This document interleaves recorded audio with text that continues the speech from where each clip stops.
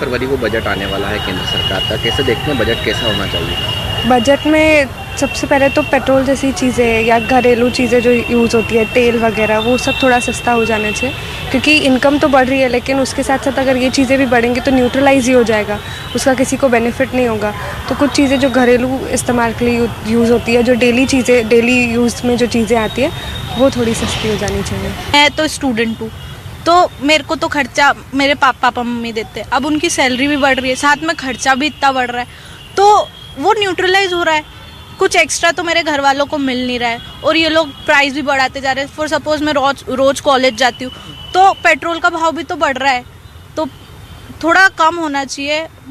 जो house hold की चीज़ें जो हाउसवाइफ यूज़ करती है वो थोड़ी सस्ती होनी चाहिए तो बेटर रहेगा।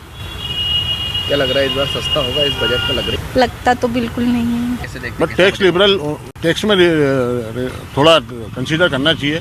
हर तरीके के टैक्स बहुत हायर साइड है। क्या उम्मीद है इस बार बजट के अंदर आएगा? 100% उम्मीद है कि इस बार हर जगह थोड़े लिबरल होंगे। बजट पेश होना चाहिए लेकिन आम जनता के लिए नॉर्मल होना चाहिए। जैसे दूसरी चीज़ों में आप जो है टैक्स फ्री कर रहे हो, बल्कि आप कोई रेस्टोरेंट में खाना खाने जाते तो उस पर आप जीएसटी लगा रहे हैं। कोई गेहूँ खरीद रहा है तो उस पर जीएसटी लगा रहे हैं। कोई ग्रोसरी ले रहा है तो उस पर जीएसटी लगा रहे हैं। बाकी जो दूसरी चीज़ें आप उसको टैक्स फ्री कर रहे हैं। तो आम जनता के लिए तो बजट का मतलब ये, आम जनता को बजट से कोई मतलब नहीं है। उनको तो एक ये चीज़ सस्ती होना चाहिए। मैं अगर आटे की बोरी खरीद रही हूँ तो सस्ती होना चाहिए। आटे की बोरी आज देखो तो 1000 रुपये की कर दी, जिसमें 30 किलो ही आटा आ रहा है। तो मेरा बस यही मानना है कि जो भी बजट पेश हो उसमें आम जनता का जो है वो ध्यान रखा जाए। हर बार उम्मीद होती है, 23-24 में भी उम्मीद थी, अब 24-25 में भी उम्मीद थी और 25-26 में भी उम्मीदें हैं। क्या कुछ उम्मीदें हैं आपको सरकार के इस बजट से? सर उम्मीद तो सरकार से हर नागरिक को रहती है।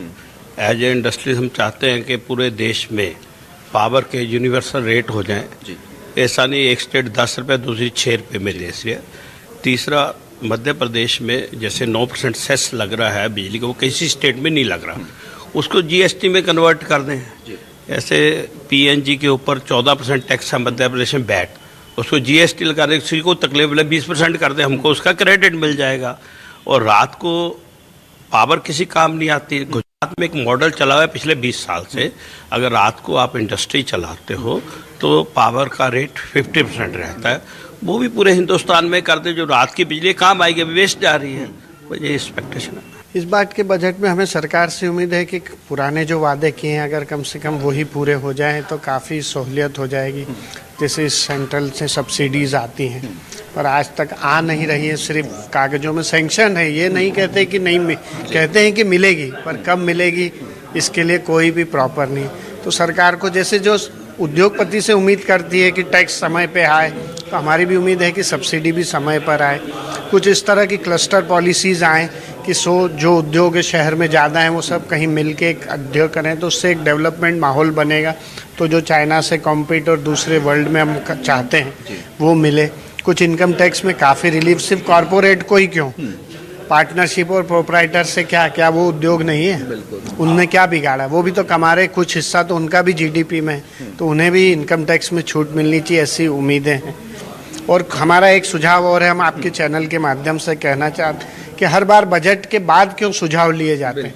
बजट के 3 महीने पहले उद्योगपति एक जनरल सर्वे हो कि हमसे सुझाव लिए जाएं कि हमारी क्या प्रैक्टिकल तकलीफ है और हम क्या चाहते हैं, उस पर विचार करें। आज हम फिर सुझाव देंगे, फिर साल भर तक उस सुझाव का इंतजार करें, तब तक तो हम हमारे संघर्ष में वो सुझाव ही भूल जाते हैं, नई परेशानी का सबब और हो जाता है। सर मेरे जो मित्र बोल के गए वो 100% सही है कि ये जो सुझाव है 3 महीने पहले ले लिए जाए तो इनको इनकॉर्पोरेट कर लिया जाए, वो ईजी रहता है फाइनेंस मिनिस्टर के लिए भी। मेरा कहना यह है सर कि अब बहुत सारे सजेशंस तो आ गए हैं जो कि वापस दोहराना नहीं चाहता मैं, लेकिन 2 सजेशन मेरे ये हैं कि जो इंडस्ट्रियलिस्ट को आपको इंसेंटिव देना है वो आप दूसरे फॉर्म में दें। पैसा ना दे पाए कोई बात नहीं, दूसरे फॉर्म में कैसे दें कि आपका जो टर्नओवर है जिस रेशियो से बढ़ेगा उस रेशियो से आपका रेट ऑफ इंटरेस्ट जो लगता है बैंक से वो कम होगा। बैंक भी, रिजर्व बैंक भी गवर्नमेंट के फाइनेंस के अंडर में ही है और इंडस्ट्रीज भी गवर्नमेंट के अंडर में है, तो वो दोनों का एक रेशियो सेट करे कि आज जो रेशियो है अगर इसमें आपका इतना % बढ़ोतरी होती है तो इतना % रेट ऑफ इंटरेस्ट आपका कम होगा। तो उस आदमी को एक्साइटमेंट रहेगा, मोटिवेशन रहेगा कि कि मैं अपना जो प्रोडक्शन है वो ज़्यादा से ज़्यादा बढ़ाऊँ। देश एक चुनाव चल रहा है तो हमारा एक सजेशन है कि पूरा सेंट्रली एक सिस्टम लागू करे कि सभी देशों सभी राज्यों में एक जैसी पॉलिसी हो इंडस्ट्रियल, ताकि किसी को भी आपस में एक तो कंपटीशन करने का वो नहीं हो और इजी गोइंग में काम चलता रहे। दूसरा एक चुनावी जो चंदा का भी रिसेंटली चल रहे हैं, इनकम टैक्स से नोटिस आ रहे हैं, तो आप एक तरफ तो इधर टैक्स की दरें बढ़ा दी और दूसरा आप खुद ही इनकम के जरिए उसको टैक्स मतलब चुनावी चंदा ले रहे हैं, तो ये तो गलत तरीका है। या तो आप उसको 15% से 15 लाख से ऊपर जो 30% का स्लैब है उसको आप थोड़ा डाउन कर दें, क्योंकि आज 30-40 लाख रुपए जो अगर IT वाला या कोई भी इंडस्ट्री वाला कमा रहा है तो वो कुछ ना कुछ एडजस्टमेंट करेगा, वो सोचेगा क्यों 30% में टैक्स दूं यार गवर्नमेंट को। तो इसको खुद को ही गवर्नमेंट को चाहिए इन हाउस, ठीक है, इसको कैसे अपने को इनकम बढ़े, इस टाइप का सुझाव है हमारा।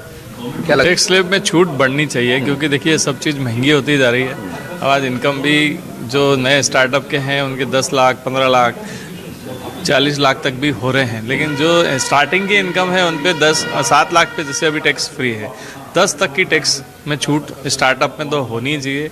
प्लस दूसरी छूट भी बढ़नी चाहिए, जैसे बैंकिंग सेक्टर है उसमें इंटरेस्ट रेट की कमी होनी चाहिए। हाउसिंग लोन और कार लोन के इक्विवेलेंट इंडस्ट्री का लोन भी होना चाहिए। कमर्शियल लोन आप महंगे कर सकते हैं, लेकिन इंडस्ट्री का लोन तो इनके इक्विवेलेंट ही होना चाहिए। अब ये विसंगति है कि उन चीज़ों पे आप छूट दे रहे हैं और इस पे नहीं दे रहे हैं। और इनकी जो जैसे जो इंडस्ट्रियलिस्ट है जिसकी रेगुलर टर्नओवर बढ़ रहा है, तो उसको भी स्लैब में थोड़ी छूट मिलनी चाहिए सब बैंकों से।